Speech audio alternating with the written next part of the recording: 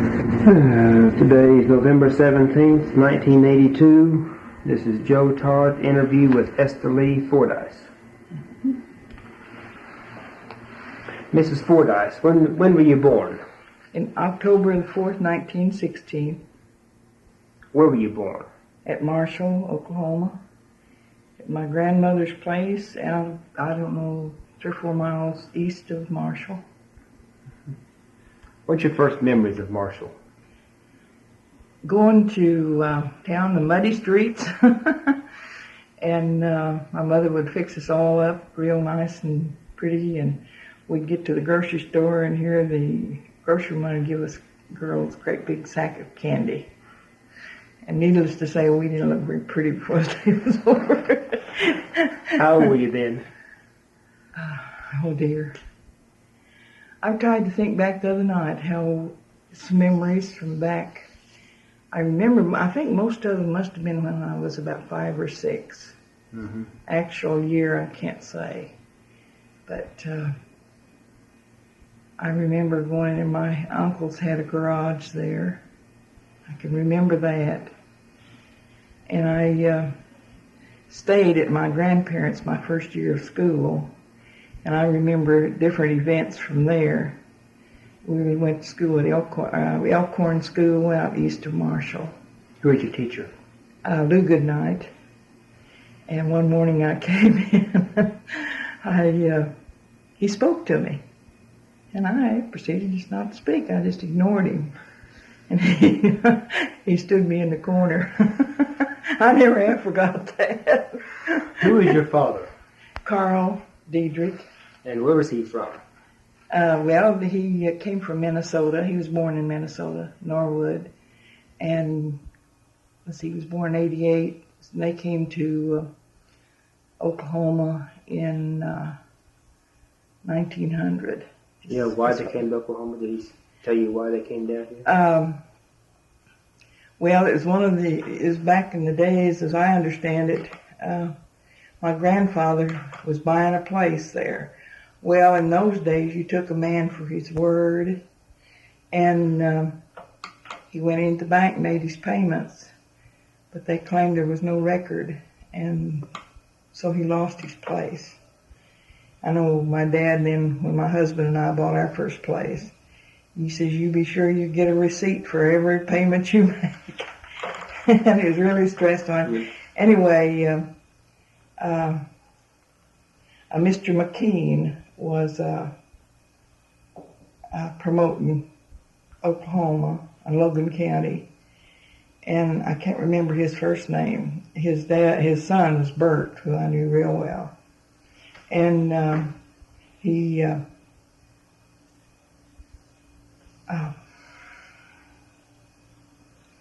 well, evidently he'd sent out flyers or put ads in papers in Minnesota.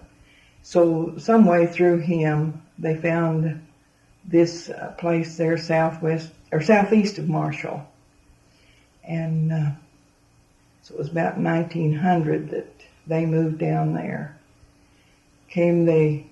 My grandfather and some of his boys, the older boys, came down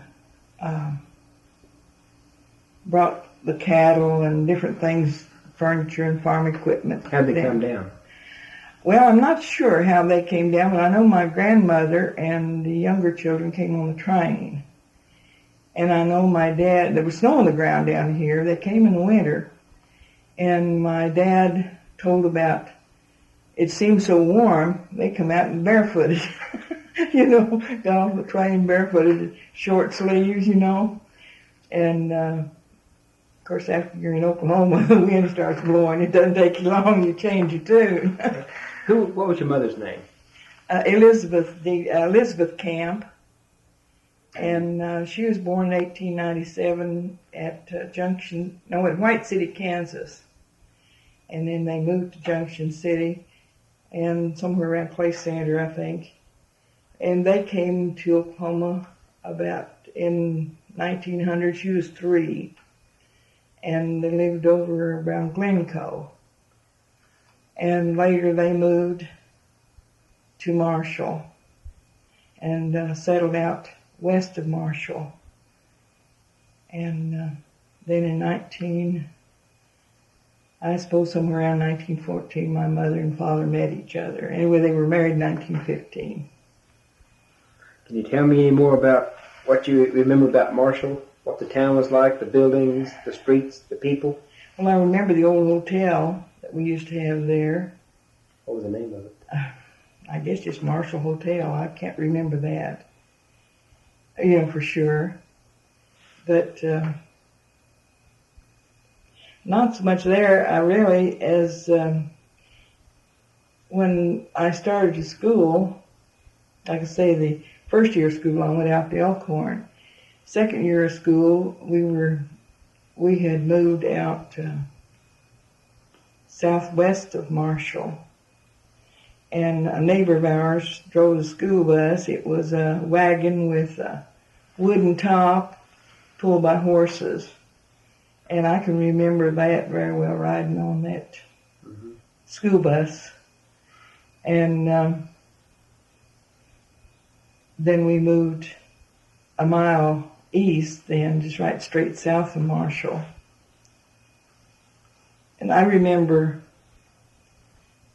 we'd see Indians go. My mother would speak about. We'd look and we'd see them. What did they look like? What was your impression of the Indians? Well, I can't recall having any special impression. I just remember, seeing them. We weren't afraid of them or anything like that. What were they dressed like? Well, it wasn't that close to them. Yeah. They would be going down the road, so I can't recall.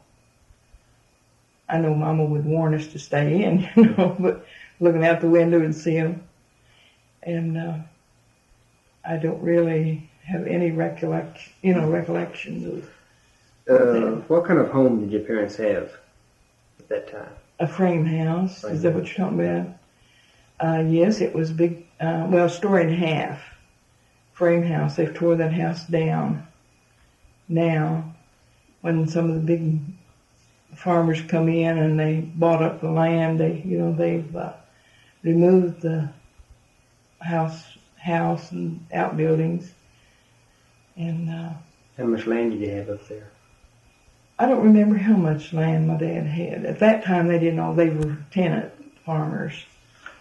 And I don't remember later when I was about, I can't remember. It must have been about 1929 or 30. My folks bought their place out southwest of Marshall. Mm-hmm. I think they had around 120 acres out there, if I recall correctly. Then I think he added some to that later. What kind of crops did your father raise? Wheat. And for a while, he was known as the Wheat King there at Marshall. It wasn't known as university then, OSU or Oklahoma A&M. Oklahoma A&M, right. They even came over and he planted different types of wheat to see what would work the best. And he was also one of the first to start, if not the first, to start turning over the ground immediately right after they harvested. People used to wait till about September and start plowing their ground. But he come in and disked it up and plowed it up just as quick as harvest was over, if there was any moisture at all. And he was one of the first to do that, and they found that the land, produced better. So he had used some innovative farming methods then. Right, he really did. So he worked with A&M for how long on these? Well, I couldn't say for sure how long he worked with that. I just remember I married in 1938, and he was still doing some of it then. And when did your father die? In 1962. 1962. Mm-hmm. And my mother died in 1969. Mm-hmm. What kind of farm implements did your father have that you remember as your first memory? A regular old wheat binder is what I remember, and the men shocking the wheat. And what's a wheat binder? Well, that's where they go through and cut the wheat, and it comes out in sheaves, and it's tied in bundles. And the men would come along and shock it which meant standing it up and so the rain would run off of it. And then my dad's, two of his brothers owned thresh machines. I remember this very distinctly. Most of my memories seem to start from when I was about 5 or 6 years old. Anyway, in the summer, this would run around, a couple of months probably. And they would go around over the neighborhood and we'll cover quite an area. Mm-hmm. My dad ran the steam engine. And I remember him stoking it with coal. And this was for the thresher? Yeah, with the thresh machine, yes. Mm-hmm. But they would move on to different farms and thresh that wheat. And I remember him telling, tell about some of the events that happened when they came to Oklahoma. But to go back to the wheat, threshing the wheat, he would have to get up around 2 or 3 in the morning, be over there ready to fire up the steam engine. So as quick as the men could, the daylight and all, they could get started if it wasn't too much moisture, while they could start threshing machine going. And those old threshers were something else to watch. I loved to go and watch it. They had men work for them for years that stayed with the crew. So the thrashing machine, how big was it? What did it look like? Oh dear. I don't know what you would say it looked like, but where they threw the bundles in just reminded you of what just looked like you just eating it up, the thing. They threw the whole sheath in? Yeah, right, the whole bundle. And I never will forget, we had one man that he hauled bunners for Herman. He called them bunners. It was kind of comical. He was a good old boy. But you'd see that straw going out the back end, and I don't know, it always fascinated me to watch those wheels turn and the belts turn and everything like that. And then this uncle had a cook shack that he hauled along, moved along with for the men to eat. And I loved to go and watch the men sitting there eating. They almost had to sit with their arms down to their side and just eat like this because there's so many in there. Because they'd have as many as 20 to 25 men working, running that, working for the threshing machine. And then the men, wherever you were threshing, they took care of their own grain men, as I remember. Now, did your mother cook for them? No, my mother didn't. No, he had 2 ladies. They were sisters, the ones that I remember. Mm-hmm. Now, an uncle that had the threshing machine before, his wife and someone else helped and cooked. But no, my mother didn't. She has 3 girls.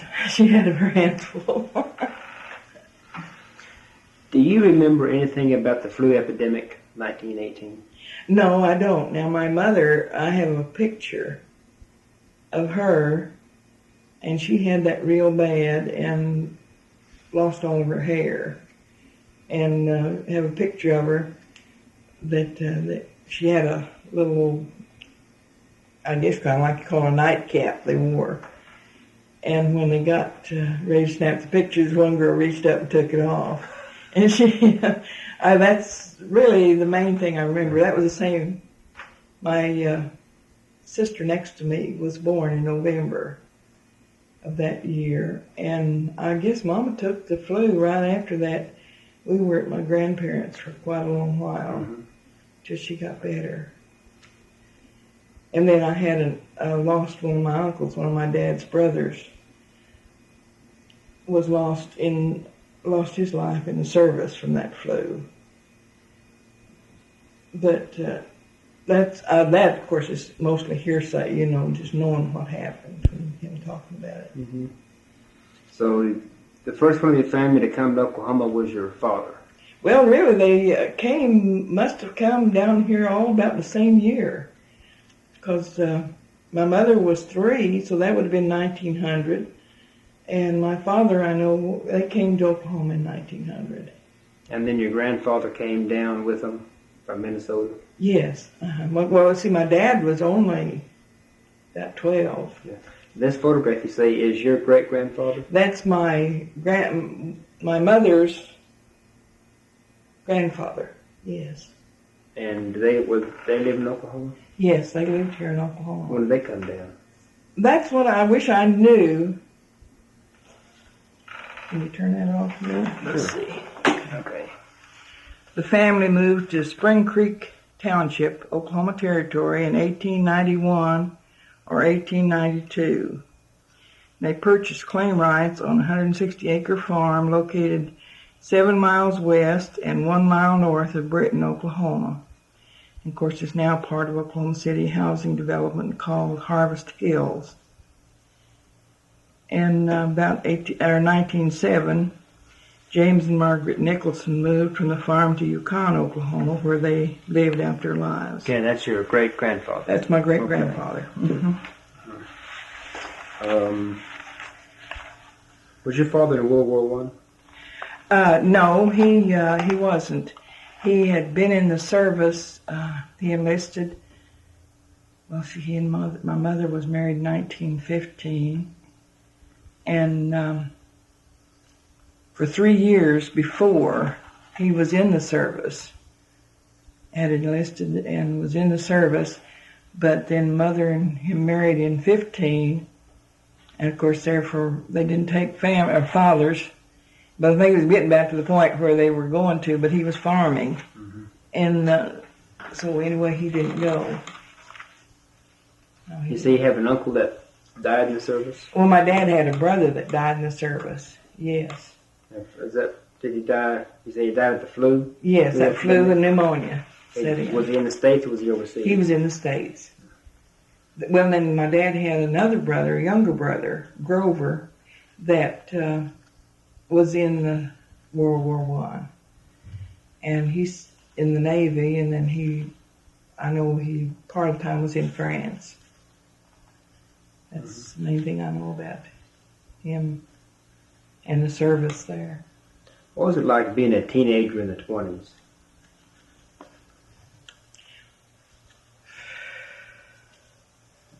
Well, I wasn't a teenager in the 20s. I was... Well, you'd been 13 and 27. Mm-hmm. Well, late 20s. Yeah. Well, we had the oil boom hit up there in 28. I'd been raised and moved out in the country, and I was so bashful. People that know me now don't believe that. So you weren't a flapper then? No, I wasn't a flapper. I wore some of the flapper clothes. And my dad played the violin. I have his violin. And he taught me how to dance when I was just little. But people there in that area, well, there was about 5 or 6 couples that used to gather on Saturday night. And they, in the wintertime, they would dance. Summertime, they would play cards and things like that, just for the fun of it, you know. But I've heard my dad and mother tell about the old-time dances that they used to have and go to, and had a lot of fun. But when I came along,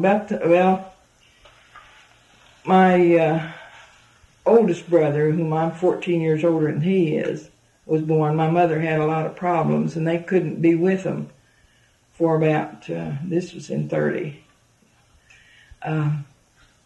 Couldn't be with the group because she wasn't well. Mm-hmm. And it went on, when we went back, somebody had brought in some outsiders and they went to drinking. And my dad just stopped it right there. He says, no more. Kind of bad, you know, but he just didn't want anything like that around us girls. Mm-hmm. And we always had parties My sister and I were both active in our church up there, young people's group, and I had a bachelor uncle, Albert, that, he and my dad built the first school buses. They were made out of wood, and they had them, the bodies fixed. They were something else. I've got a picture somewhere of them. But this uncle would take his school bus and take the boys and girls to different youth meetings, and we'd get out. We'd play games, baseball, and they had a lot of activities for us. So, what kind of games do you play in school, elementary school? Do you remember? Well, we had what we called giant stride. What's that? Well, it was a pole with some swings out. They were made out of rope, if I remember, with bars across, and you put your leg through, and then somebody, usually 2 or 3 of the older ones, would take us and start that thing going, and you'd go way out, swing way out. Like it's kind of like some of your carnival things they have now, but this was on the playground. And then we used to play Crack the Whip. And I hadn't thought about some of these games in so long. Then we would play, I can't think of the name of them. Like I say, we had a big youth group at our church. We had sometimes 25 and 30 young people. And we'd have Halloween parties. And in those days, it ran from maybe, say, like age of 12 up to, we had some in our group for about 30, 32. And they just, there's no age difference. What I mean, people just had a lot of fun together. And we would plan parties for ourselves, and I guess by having some of the older young people in there, why, we had no adults planning the programs, and we would have some big Halloween parties, Valentine parties, and just have a ball, things like that. Mm-hmm. What did you do in your senior prom? We didn't have senior prom. We had a senior banquet. Yeah. Junior, senior banquet. What was it like? Oh, it was the usual thing. I think we had, oh dear, I can't remember what we had. If I'd thought about that, somewhere I've got a menu of that. But it was probably chicken a la king and green peas, something like that. Something we used to do. You asked me about the dances. We had what we call play parties. Have you had anybody mention those? No. This happened out mostly east of Marshall, between Marshall and Orlando. And this included just not only young people, but the married adults. And I suppose mostly young married, but yet the older adults would be there too. But you all got in a circle, and let's see if I can think of some of the names of this. They sing and go around in a circle, and everybody just laugh and have a ball doing those things. But they were called play parties. Play parties. Mm-hmm. Now, was it a party? Or yes, they'd have refreshments, and it was a party, a play party they called them. That's it. Skip to Maluma Darling was one of them. You've heard that song, surely. I used to sing that. Yeah, well, that was one of them, and there's a dance. And like I say, everybody was together. You didn't go by couples. So, it was just, that was one of the things, one of the songs. That was, I wish I had those on tape, to play. I've got an aunt.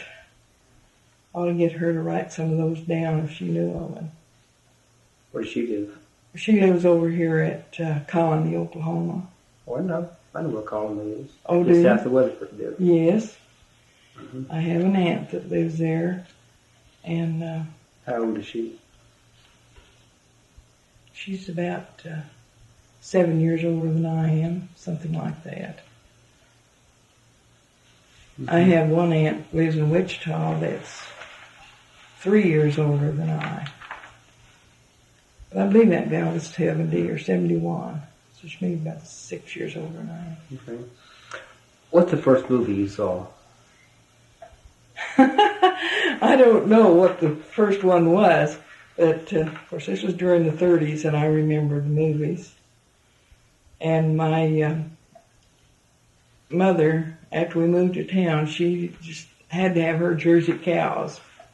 So we sold milk and cream and butter to the neighbors, and our next door neighbor ran the picture show.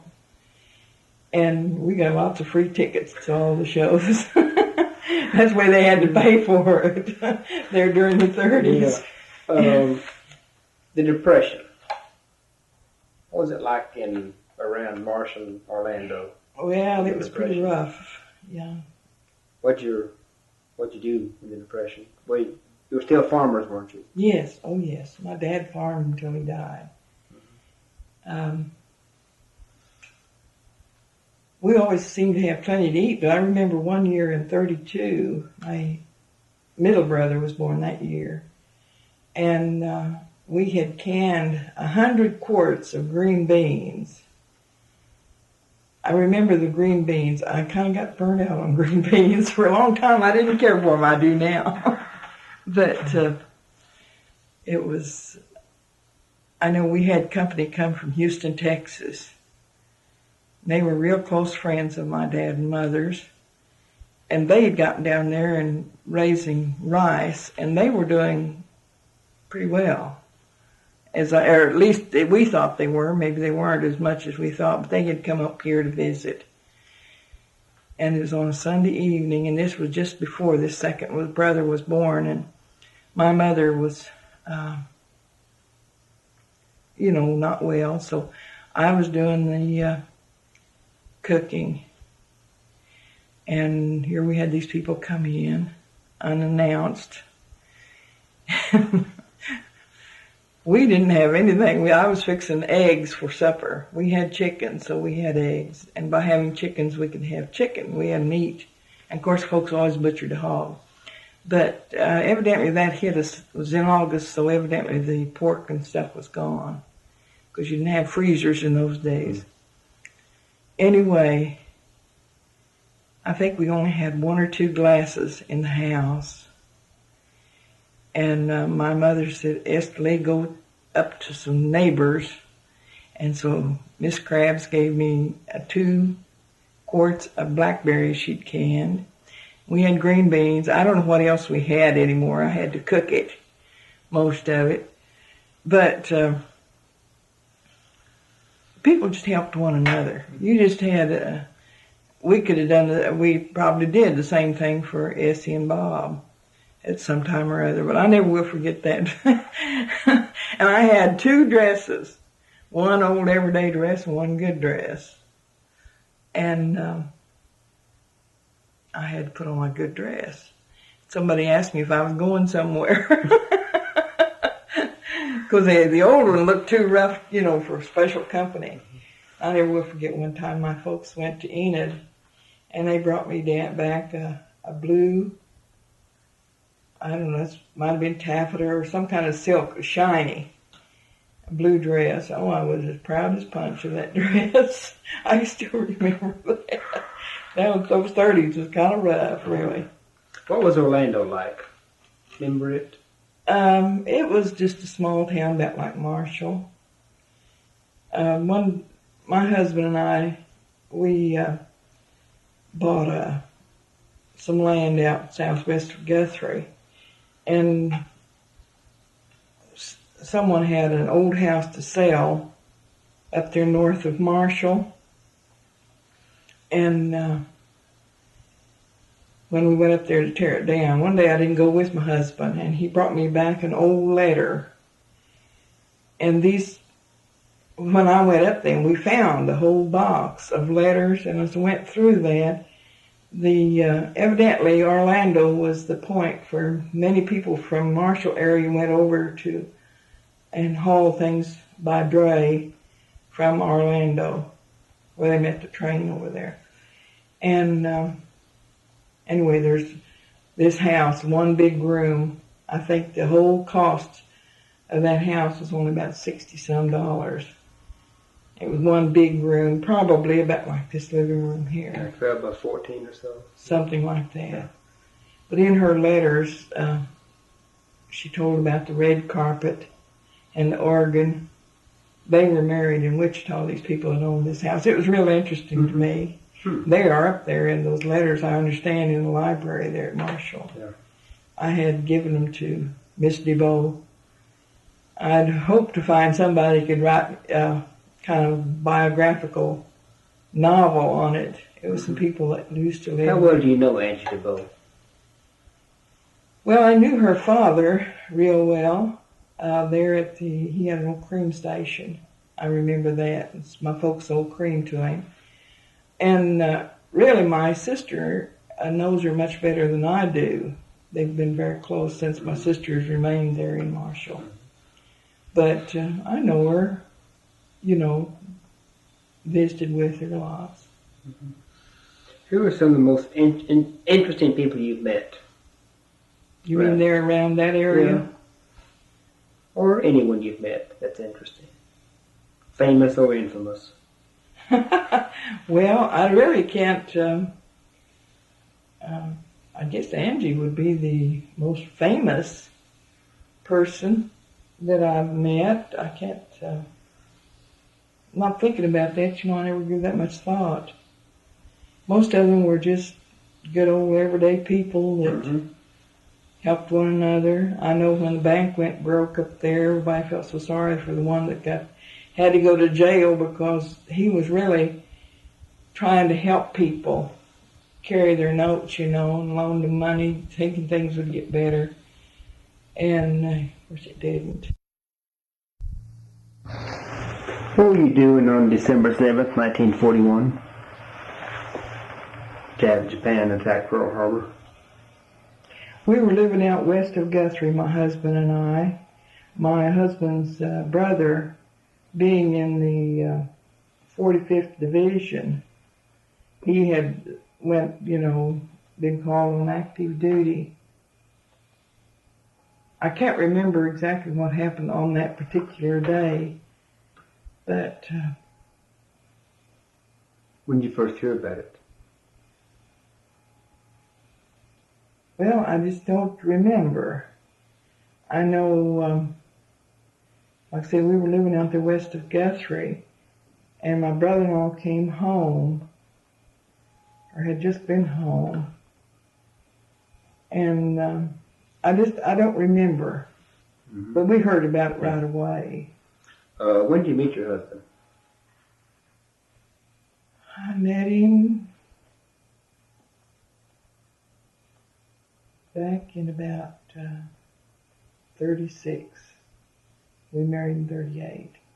I had met his, I guess he was at the same play party, but I don't remember him at all.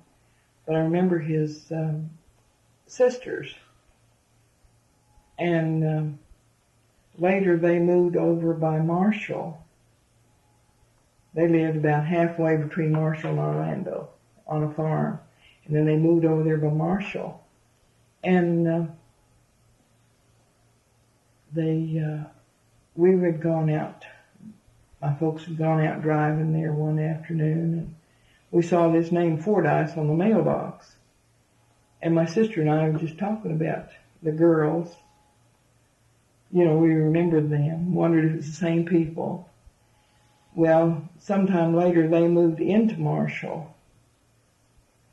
And I think we were on our way to our Young People's League. And we met the girls and got to visit with them, realized it was the same girls. So they got to come with us down there to our youth group because we had so much fun. As well as learn things that you should learn, good things. about the Bible and all. But they got to come in with us. Well, we all got to be real good friends, and their brother was in Iowa. He spent a couple of winters up there. But I don't know, in this time, they never mentioned they had a brother. So I just didn't even, know about it. Anyway, one day, I went up to their house. The girls worked out in the country in different places, helped their folks, like this. Work out there for, I think they were getting about 2.5 a week doing housework. And you worked from daylight till dark, way after dark. And I went up, Ruby, the oldest girl, was home. One's a little older than I am. And I knew about it, so I went up to see her. Well, her brother had come back from Iowa, and I met him that day. Mm-hmm. And I didn't even know they had a brother. Yeah. Well, see, but the girls working, we worked together all, right. Constantly. So. Was your husband in World War II? No, he wasn't. He was about 28, if I recall, when the war started. Well, he'd been working on the railroad. Well, they closed his section. He was worked on what they called a section then. And they closed his section up, so he went to work down at Douglas plant. And this was before they were taking fathers. And he was real good machinist. He learned it there while he was at the plant. And every time I guess his name come up, they asked for deferment. He was so good they put him out in what they call modification, where he could take one part and make another part to fit it. Is that Douglas? Yes, at the Douglas airplane plant down here. So he worked there clear through the war. Mm-hmm. And I said, they worked 7 days a week, and he'd leave home.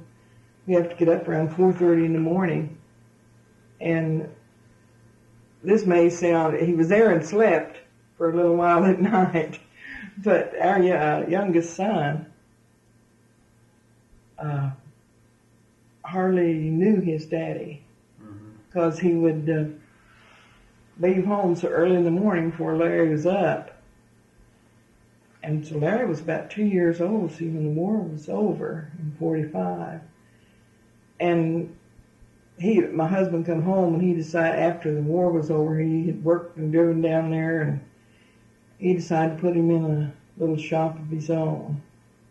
Well, first he went to work for a machine shop there in Guthrie. And then he put in a little shop of his own. And I went to work to help us get it started.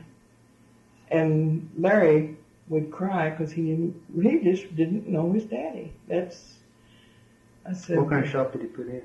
It was a fix-it shop. You name it, he made it. He fixed it. He fixed everything. Was this in Guthrie? Or? Yes, west side of Guthrie. Well, it was on the west side of Guthrie? West part of Guthrie, west. What the address was? 924 West Logan. Mm-hmm. Right. And you say you had a brother-in-law in the 45th Division? Yes, he went through. They left in 43, I think in April. Larry was born in March, and he never saw him until he come back. And I think if I recall correctly, he left in 43 in April, and they, of course, went to Africa, and he went clear up through. They're up into. Yeah, with 45th. Mm-hmm. Yeah. Right. Mm-hmm. He was. He played the trombone, and he was the only one in his unit that played in the band that did not have a college education. Mm-hmm. He was really good on the thing. What did you do when Go ahead. VE Day, when the war was over, what'd you do? Shouted. Right. You still living west of Guthrie there? Let's see, that was 45. yes. We were not west of Guthrie. We were in the west side of Guthrie, west part of Guthrie. So what was the celebration in Guthrie like? Oh, I don't remember. I suppose the horns tooted. I can't recall. In fact, I know I have a paper announcing the end of the war. I haven't, in some mementos I have there, I've kept. What was Guthrie like though? When's the first time you went to Guthrie? First time ever? Well, my grandparents, my father's folks, moved from southwest of Marshall to Guthrie, and my grandmother died in 22, and so I don't remember when they moved down there. But I remember going down there. I can just barely remember my grandmother. And she was a little short lady, and what I remember is her coming and handing us girls a piece of bread and butter, maybe probably jam or something on it. And she's a little short. She had a little white apron gathered around her waist. But we would go down. Well, when we came to Guthrie, you didn't come down there to go back the same day. You went down and stayed all night because it took too long to get there. How far is Guthrie from Marshall? 30 miles. And if you went somewhere to visit for the day, went somewhere for just 8 miles, you went to stay all day. You didn't go. Well, what's the first car you rode in? Model T Ford. When was that? Well, now listen, that I had forgotten that. That was I was about a year old when we moved over on what we call the Moulton place. My sister was born there when I was about 2. And I can't say that I recall, you get kind of get things mixed up, whether you just heard it or seen pictures. But I have a picture of me in the back end of this Model T Ford. It was a new Model T. Mm-hmm. And my sister was sitting on my dad's lap. And I remember that. And our house was up on a little hill in the barn, and everything's down below. Something I remember from there. And there again, it may be just because it's just been impressed on my memory from the folks talking about it. But the man that took care of the telephones had been out and repaired the phone, and he had a great big old pocket knife with a long blade on it. And he left it open laying on the windowsill. And I was only about 2 or 3 years old. And I knew I wasn't supposed to have that knife. I grabbed it and ran, went out the back door, fell off these back steps. It was probably about 4 or 5 steps down. And cut, I forget which eye it is, was my right or left. Went under there. They said it just barely missed the optical nerve. It's a wonder I hadn't lost my sight. But I can, like I say, it seems like I can remember, mm-hmm. But it may just be from hearing folks talk about it. You mentioned the oil boom. Yes, that was quite something. Was your family in the oil boom in any way? No, they weren't. What do you remember? Didn't own land. And what do you remember about the oil boom? Oh, people moving into town. Marshall grew overnight. Oh, what was Marshall like then, with all the people moving in? Well, you got to the point you didn't know people. Mm-hmm. And there was lots of, we had a lot of, we called them bums. They were people out of work, hunting work, and my mother, she could never turn anybody down at the door.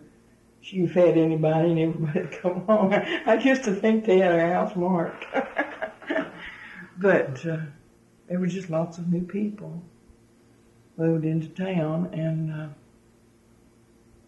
I got acquainted with a lot of people. My folks had at that time then 2 rent houses mm-hmm. that they rented out, and we got to know a lot of real nice people that followed the oil boom. When the people first moved to Marshall, what'd they live in? Where'd they live? Well, There must have been a housing shortage at the first. there must have been, but you know, I can't remember tents or anything like that. Like I say, we had this little 3-room house that my folks had bought, and we lived in for a time after we moved into Marshall. And then I can't remember. It was just a little 2-room shotgun house. I guess Daddy moved it in somewhere when he realized that there was a need for housing. And How big did Marshall grow? How many people moved in? well, I couldn't say. Really, I just don't remember. Mm-hmm. But Did you know the Mulholds? Mulholds?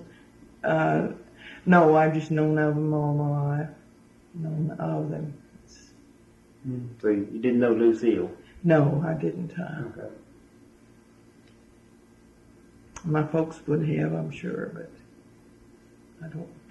I just know who she is, and Mm-hmm. I have seen her perform, but because I was real small, I don't remember too much. How many kids do you have?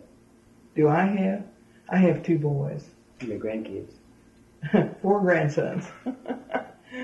I lost twin girls between my 2 boys at birth.